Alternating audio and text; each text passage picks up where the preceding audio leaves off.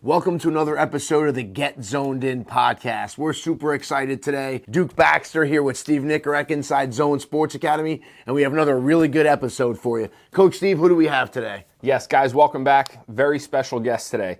Will Waterman, the Vice President of Customer Success and Industry Solutions at Proteus Motion, is going to be joining the show.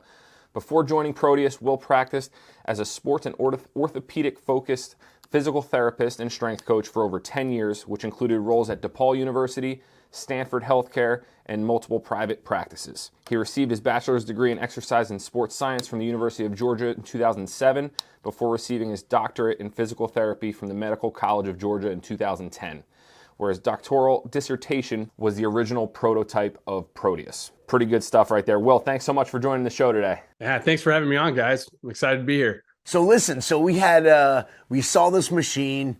Coach Ray wanted our strength and conditioning coach was like, man, you guys we really have to look into getting this for our players. It's really going to enhance our velo program, our strength and conditioning program, and I really want you guys to consider it. So we went online and we started digging in a little bit. Can you tell us a little bit about what the Proteus is? Yeah, sure, man. So it's always one of those things. It's always easier to see versus describe, and I'm sure you guys, experience the same thing. But essentially what Proteus is a 3D resistance testing and training device. So what this allows you to do, Proteus provides for the first time ever 3D resistance, which basically means it's mirroring your movement with resistance. So unlike a pulley or a cable or even free weights that produce resistance in one straight line, Proteus is perfectly mirroring that resistance, or mirroring your movement,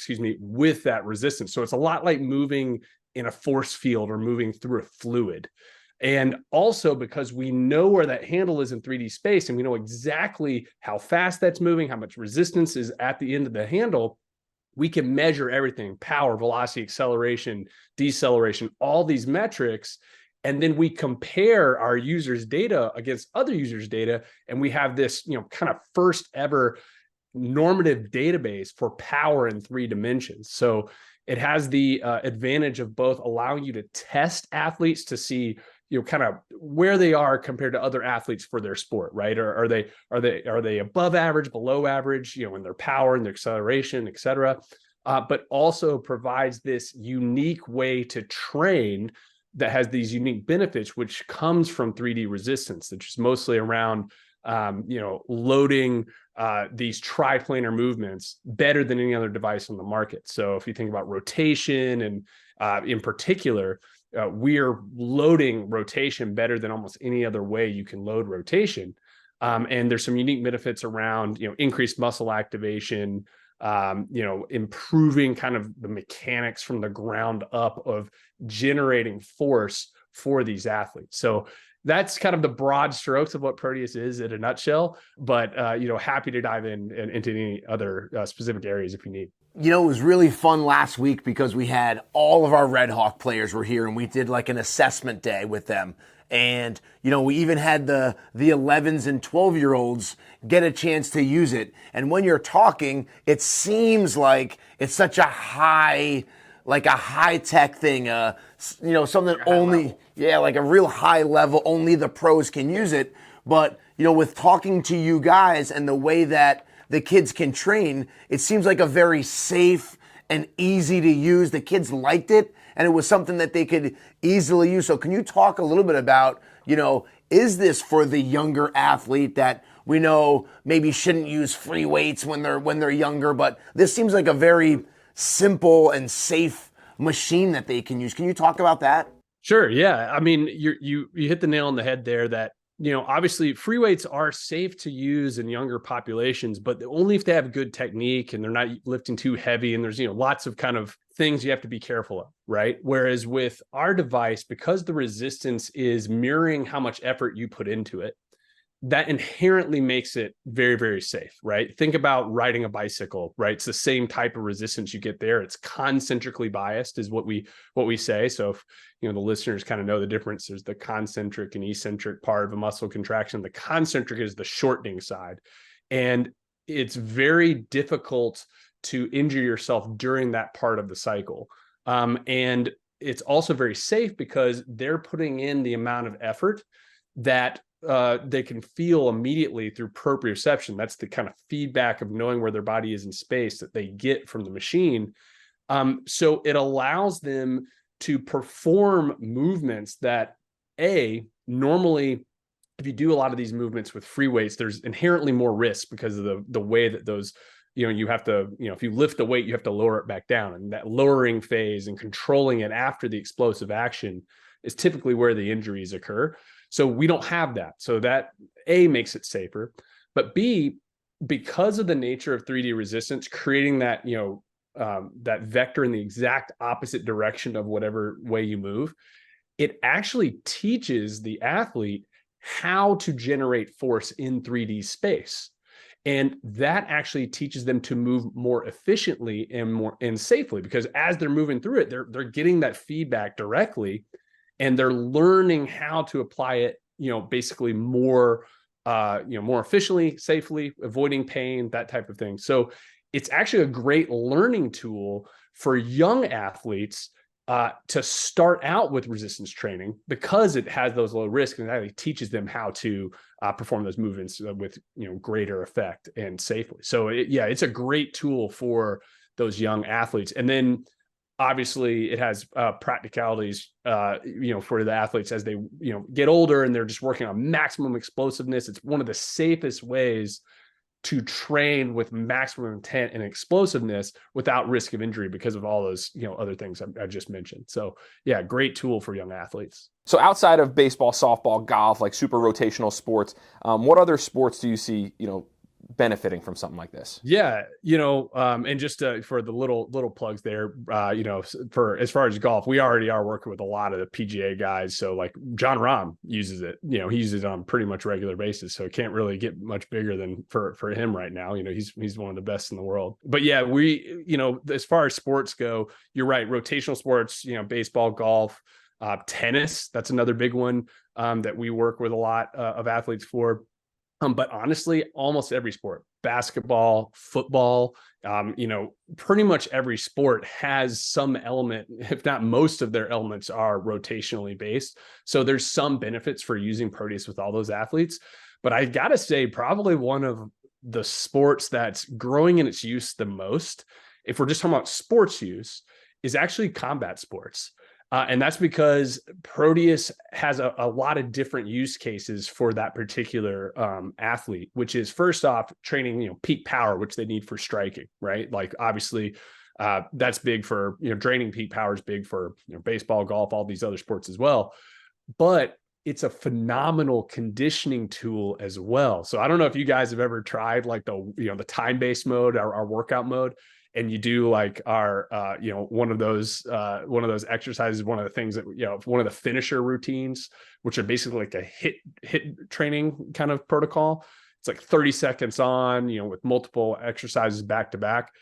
You do that thing, like in particular, our one called the afterburner, and man, you are smoked afterwards because it's working you both sides of the body. It's perfectly matching your movement with resistance. So it's actually demanding from a metabolic standpoint, much more energy use than you would have to using a pulley or free weight or these things. So for fighters, it's awesome because they're actually probably from a metabolic standpoint going to have to work harder on Proteus than in a fight, but they're working on maintaining power, maintaining that conditioning for, whatever period of time or however long their rounds are, depending on the sport they're doing. So that's a big one for us.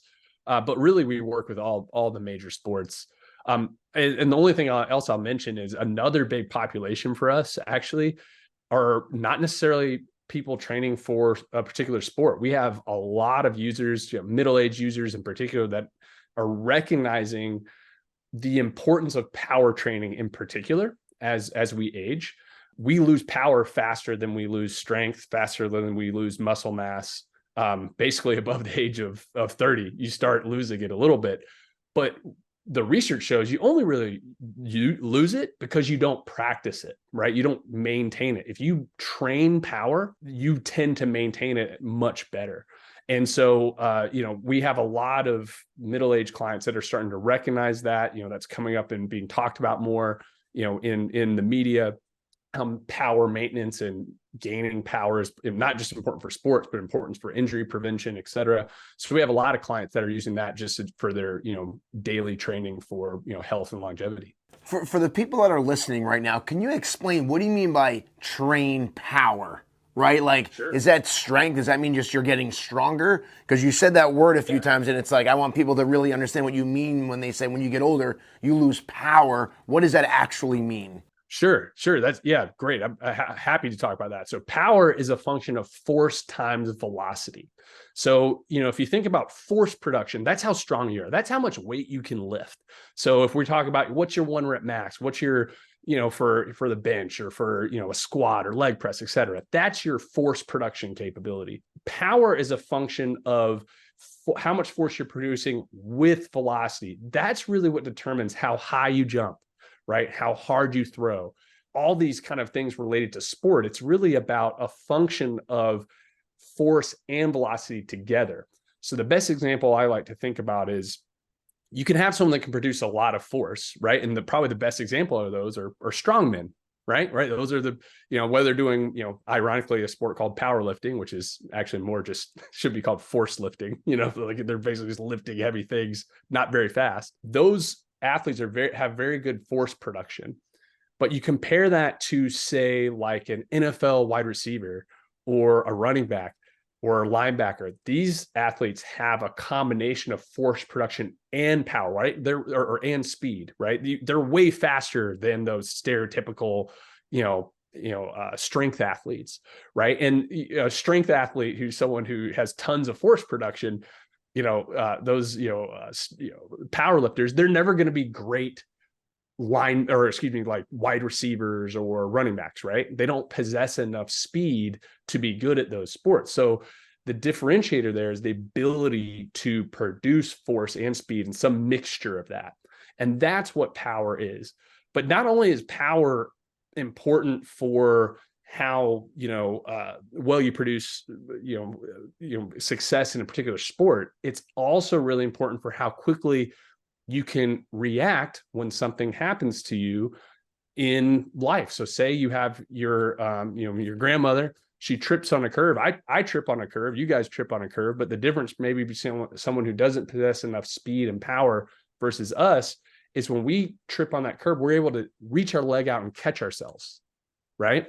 Whereas an older person might not be able to do that. It has less to do necessarily with their loss of balance per se, but actually their ability to react quickly enough to catch themselves, to prevent themselves from falling. Or, suitcases coming off of the overhead bin and they have to catch it, right? And if they don't have enough power, they hurt their back.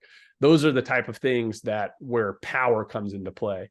So yeah, it's really just that combination of those things that is what power is: force and velocity. That's so good, because I remember watching it was a video on like a world strongman trying to hit a baseball, right? Massive guy, 6'8", probably 275 pounds, and then somebody like Jose Altuve, who's 5'7", doesn't look very big at all, but can hit the ball 105 miles an hour. So that's definitely relating to exactly what you're talking about here.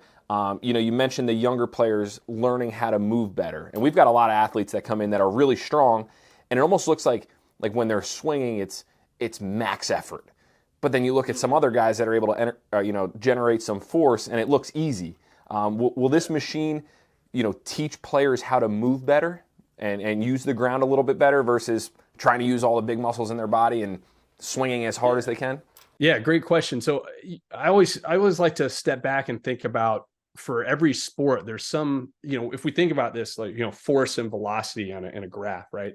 There's a spectrum there, right? And if you can produce a lot of force, but not a lot of speed, right? Then the curve of that is going to be biased towards the force side and not very good on the speed side.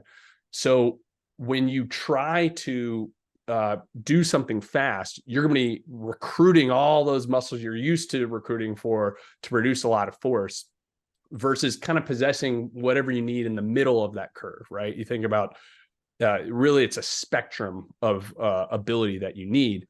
And for a sport like baseball or golf or any of these sports, there's kind of like a baseline level of strength that you need, right? And that allows you to then work on the ability to produce speed across these different ranges, right? And with this sport in particular, it's not like you have to go out and lift, the bats don't weigh drastically. It's not like you're swinging a 20-pound bat and a 30-pound bat and a 5-pound, all bats and balls roughly are around the same-ish weight, so we're really talking about maximizing your ability to swing that implement with as much speed as possible. You have to start out with force production, right? And have that baseline force production. But if you start like trying to keep training force and don't work on speed, you'll never learn to recruit those muscles in the right sequence to generate that speed with those lighter resistances.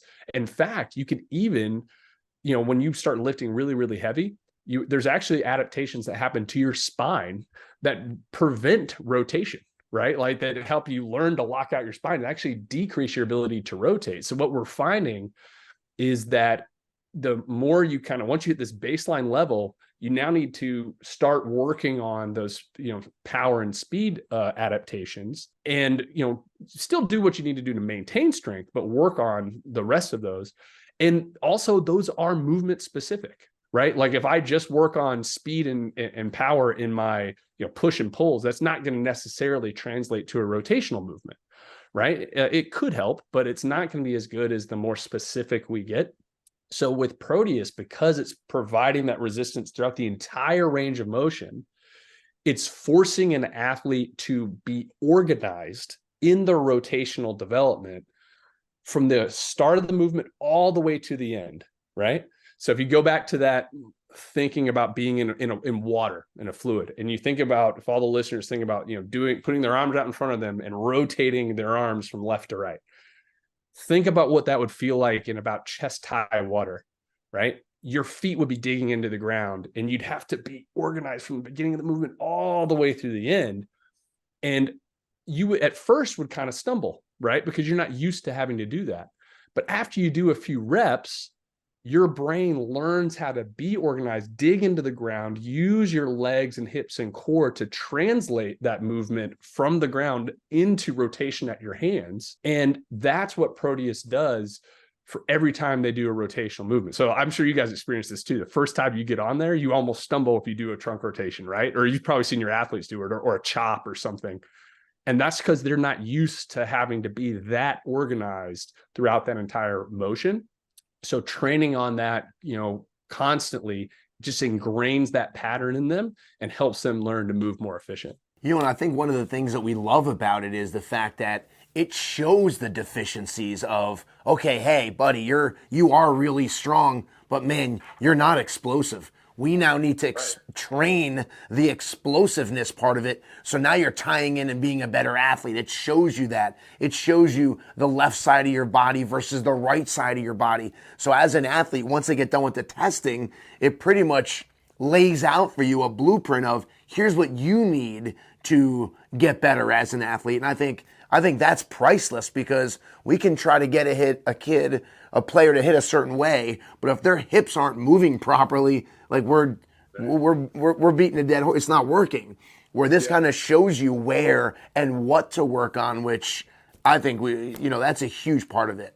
Yeah, that's the efficiency side. I mean, like we only have so much time to spend with athletes, training, right? And every minute and every training session is valuable. And if you can give someone exactly the type of program they need individually, right? If they have that sufficient strength, why keep spending tons of time working on it? Like work on that explosiveness, work on that speed, right? But at the same time, if they don't have enough speed enough power and enough strength, then you need to start there first, right? That's the base of the pyramid. That's the base of the foundation of what you need to build. And so what our software does is help pull out for the different movements that matter for each sport, which ones are strength deficient and power deficient, which ones are speed deficient, and then allows you to, design a program that's more efficient for that particular athlete and work on their deficiencies. That's so good. I mean, I graduated college around the same time that you did. And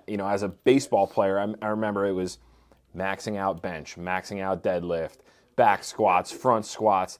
And I've seen the transition in into these college programs now, and I'm not in the weight room with them, but I talk to a lot of our college athletes. You guys are very involved, right, in the college spectrum. Can you talk a little bit about maybe why these programs are making this switch from, the traditional, let's go in there and crush weights at 6 a.m. versus let's get on something like this? I think it's just, honestly, it's just research and advancements in sports science. They've seen that you can chase a heavy back squat, a heavy bench, all this stuff, but it doesn't yield the results that you need, that you want, right? Like when we look at the highest correlations to rotational performance, if you're in the weight room, there are things like how much you squat. There's kind of certain thresholds that you want to get to, that certain amount of deadlift, et cetera, that again gets you that baseline. But once you go above that, you're getting diminishing returns, right? It's almost even to the point where it could be detrimental, right? And so that is what they've seen with the research is you hit that, okay, we got those numbers. It's easy to maintain something once you got it, right? It's easier, but to keep gaining, it just takes up so much of the body's, resources to gain that. And it doesn't yield any performance on the field. Why keep doing it? So you get those baseline strength numbers. Now you got to start working on basically getting that engine that you've developed and turning it into, a high horsepower engine and not something that's just generating a ton of torque. That's the best way. I'm kind of a car guy, so I think about torque and power. And you keep building strength, you're just building torque. You're a truck, right? You're not a Ferrari, which is what you need to be, which has a lot of horsepower, right? So that's where you want to move toward for, athletes that are, in rotational sports. I mean, really most team sports is really focused more on that power side of the spectrum.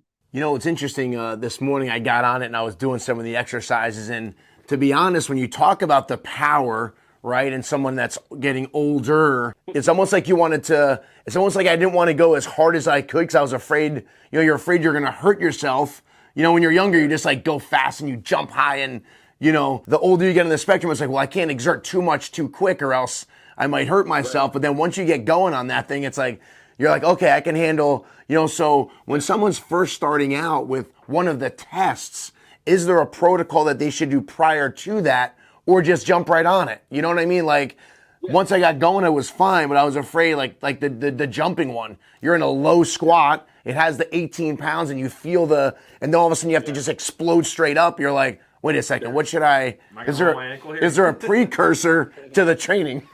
Yeah, I mean, honestly, the biggest thing is almost no one, until you use Proteus, you've never really experienced 3D resistance on dry land, right? Like that's something you just haven't experienced before. So there's always going to be a learning effect. But the best way to minimize that from the testing standpoint is, do a couple of ramp up sets before the testing set. So, you get the athlete on there, let's say they're doing the Cressy test or they're doing, one of the other tests on your system. And let's say they're going to do a push pull, something simple. The first time they do it, have them ramp up, say, all right, on this first one, go 50% on the first rep. All right, now 75, now 90, now 100, right? And then you do that first set and you say, okay, now you get a sense of what that's like. We're going to restart that set, throw away that, right? We have a redo button, for that reason. Now this next time it's going to really count, right? Now I want you to really go for it. That'll help mitigate some of this, kind of, first time use bias that we got. So it's called familiarization bias. It's a hard thing to say sometimes. That will get better as they get used to training on it. There's no way to fully eliminate that, but to have them, do those kind of warm-up sets like that, or even just experience, the time-based mode a little bit, just to feel what 3D resistance is like, that'll help mitigate that a little bit. But yeah, it's really just, getting some reps in there and then starting to, like you said, understand that you can go max effort and you're not going to hurt yourself. And that's because of the nature of, again, that 3D resistance. It's kind of like, I'm sure you guys have athletes throw med balls, right? And like how many times have people gotten hurt on a med ball, except if it bounces back off the wall and hits them in the face, right? It's about the only way it's ever gonna it's usually doesn't hurt them. It's because it's kind of similar, right? And they throw it, they don't have to control it afterwards, right? So we're kind of in that same camp of, exercise modalities, sleds, pushing sleds, kind of similar to very low injury risk, but you can go hard. because of the nature of the resistance is concentric mostly in nature. You talked about the Afterburner program. How many of those different kind of workouts are in this? I have yet to, I mean, we just got it set up recently. It's been crazy. So I plan on using this thing December, January, February. You know, Duke and I are big into golf now, so I want to use it all winter. But, you know, are there a lot of different programs within this, you know, similar to the Afterburner? Yeah, if you go to our work, what we call workouts is really our time-based program or time-based mode. So it's right now they're all pre-made routines. We have some big plans in 2024 to update a lot of stuff. So you guys are going to see some big changes across the system.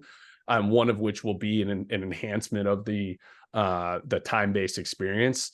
But when you get on there, I think right now there's something like, I don't know, 30 or 40 or so protocols that are already in there in the time-based mode. In the testing mode, that's probably something similar, although obviously you guys know you can build your own kind of rep-based protocols in our testing mode. So you really, the number of that are in there is, you know, kind of infinite. It's just based on, you know, how you want to put it together. But yeah, the time-based one is really fun for conditioning. It's a great thing to actually do to warm up. So if you guys are, you can have a little tip. If you guys are training for golf in particular, we've seen, actually, this is great for hitters as well.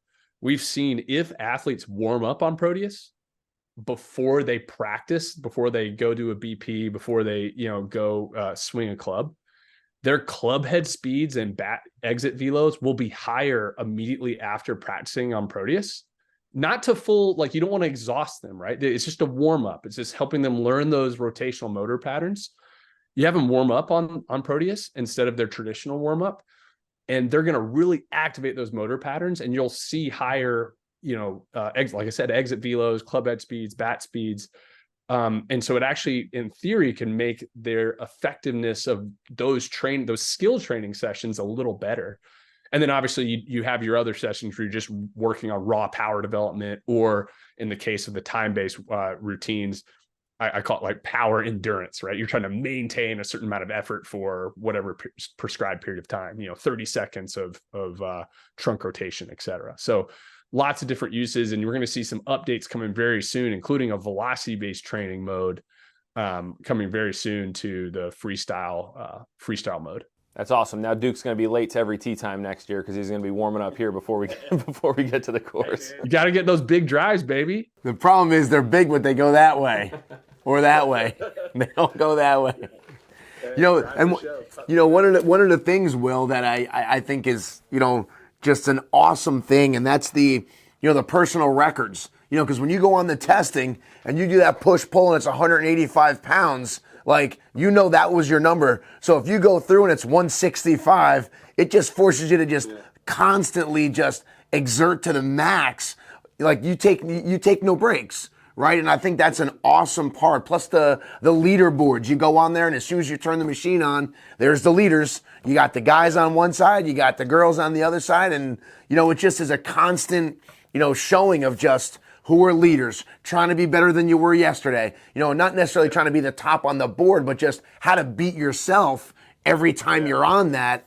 I think that just is a great way to be like, ah, you know what, I didn't work hard today. Well, yeah, well, you can see it right away. Like, no, there's, you know, the effort's right there. Like, your number is, you're showing what you're trying to get, and I think it's awesome. You know, we've been really intentional with all of that. You know, we didn't always have all those features, but we listen to our customers. We want to know what they want. And, you know, obviously we also look at the research, and the research shows you give athletes external feedback, their results get better, right? So when they see that their numbers aren't as high as they were, they want to beat that. And that's one of those things when you're lifting weights, again, that kind of goes back to there. It doesn't, because if you don't have a velocity sensor on every free weight you lift, which most people don't, you can't get a sense of how much effort you're truly doing. You know, you only thing you can really see is, did I do more reps or did I lift heavier weight, right? But that's not the whole thing. That's not the whole story.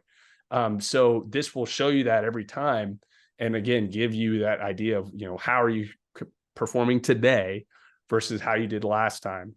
And yeah, and just keeping the competitive nature with things like leaderboards, that's something we want to keep doing and keep encouraging, because, you know, we want to make this a fun product that's motivating for for our clients and our clients' customers. That's really what it's all about. So for the listeners out there that have that 11 and 12-year-old, how is the best way that you can explain, or we can even explain to kids walking in and parents about using the Proteus? Just give us a 30-second, why do they need it? I think the quick way to explain it, this is a 3D resistance machine. It's going to make you more efficient at producing rotational power. And we're playing a rotational sport, right? We're playing baseball, right? Whatever sport you're coaching, there's going to be benefit there because we move in 3 dimensions. So why wouldn't we want to have resistance in all 3 dimensions?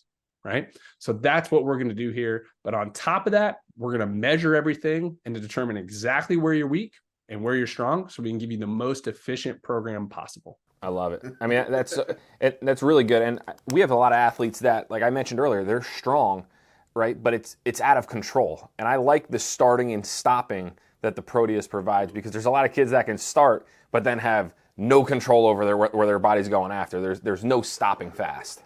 Yeah, and I think again, it really just goes back to we haven't had a tool like this in these sports up until Proteus that really allows you to have force in all 3 dimensions. It's helping them learn how to do that more efficiently, right? So if they keep practicing on Proteus, it's just going to keep ingraining those motor programs, right? Because they know that what it feels like when they have a bad rep, right? So you get either a lower score or they go off balance, right? And it just like when you're learning any new skill, every time they do a rep, they're getting that little feedback, like, okay, like you don't want to always have to tell them, and that's what the research shows. You don't always want to tell them exactly what they did wrong. Like, hey, move your hips more. Hey, feel it in your, in your core. That's called, internal feedback. And the research shows you compare that to external feedback, where you just say, all right, here's your number. Try to get that number higher and let their brains figure out how to do that more efficiently and set them in an environment to let them learn that. They'll naturally outperform those that are constantly getting those internal feedback cues. So that's really what you're doing every time you use Proteus. Even if you're on freestyle or the workout mode, you're getting those little bit of external cues to get a little better each time. So we've been talking a lot about rotation and hitting and golfing. Can you talk a little bit about the importance of, the Yankees? You have, Eric Kress, you have throwing athletes using it. How can pitchers and how can they develop healthier arms and stronger arms and be more explosive with their throwing, as well as, this isn't just for hitting, right? This is also can enhance throwing. Can you explain that?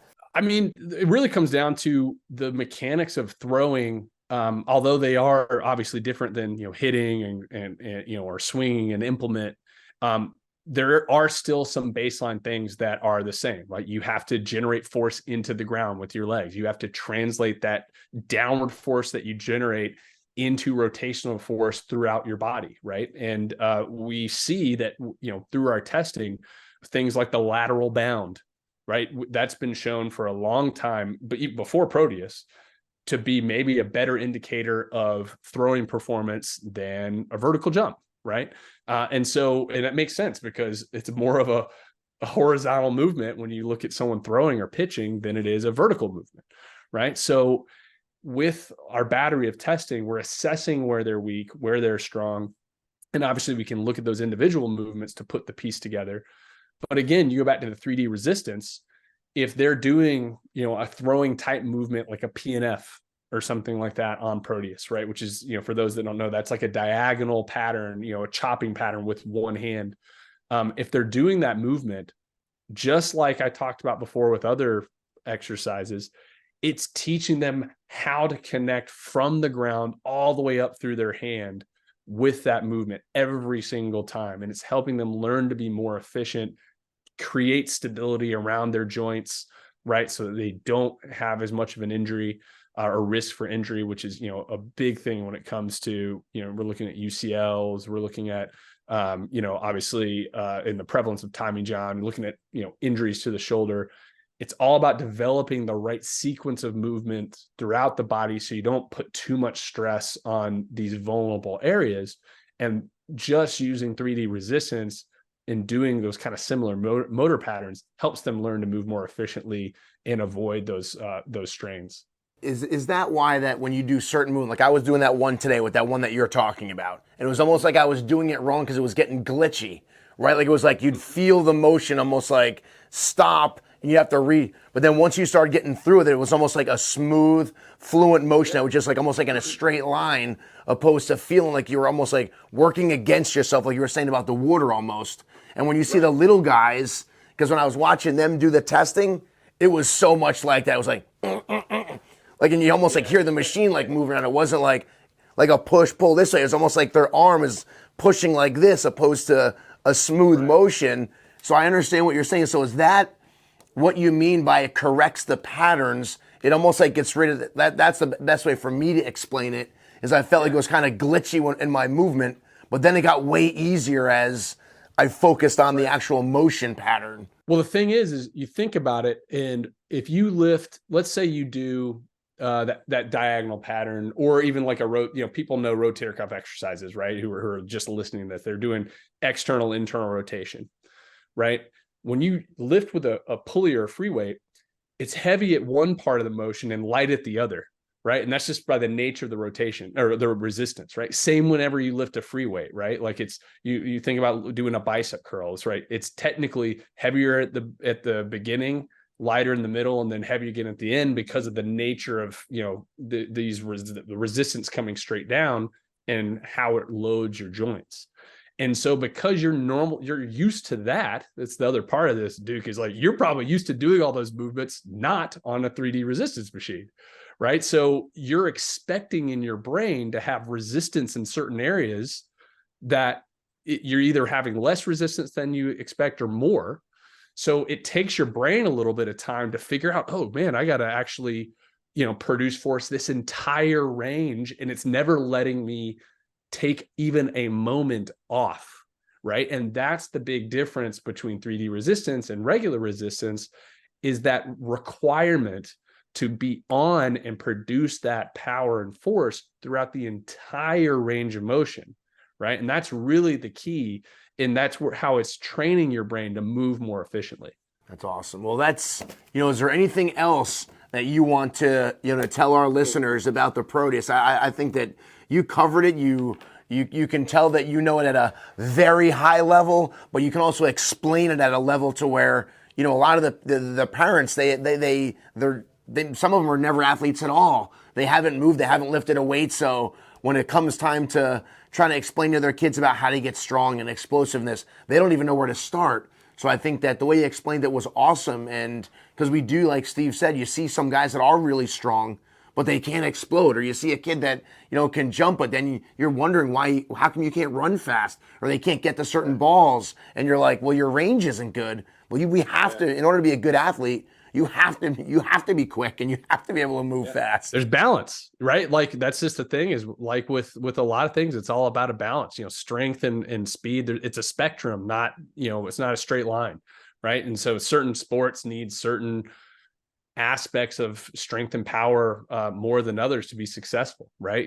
I think the way I always like to think about it is, NFL, a lineman needs a lot different physical qualities than a wide receiver. Right. And so you're not going to train a lineman like a wide receiver. You're not going to train a wide receiver like a lineman. Right. They have different ways of training.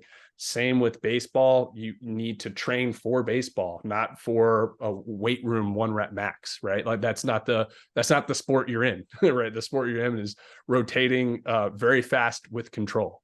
So I think we've had to get better at explaining this. And honestly, my background as a physical therapist, I've had to work with clients that know lots about the body and not a lot about the body, so it's always been something where me personally having to learn how to talk to people about different things has been part of my personal journey, and something we've tried to incorporate into the product and into our education about why this is important. And that's a sign of a good coach, because we have kids, same thing. We have to be able to teach the same thing in 5 different languages, dummy it down, make it easy. You can get in depth with some, and then others, it's just, you can't. But no, we really appreciate it, man. Thank you. Yeah, no problem. Happy to come on at any time. And yeah, I think The only thing I would say is, definitely keep an eye out for some big updates we have coming. Like I said, velocity-based training mode is going to drop maybe by the time this podcast drops. So that's going to be an exciting new feature that's going to be out there. And then we have lots of other plans for 2024. So really excited. There you have it. Well, thanks so much, Will. Thanks so much for being on the show. I'm sure everybody loved the episode, and thanks again. We appreciate your time. Thank you guys. Take care.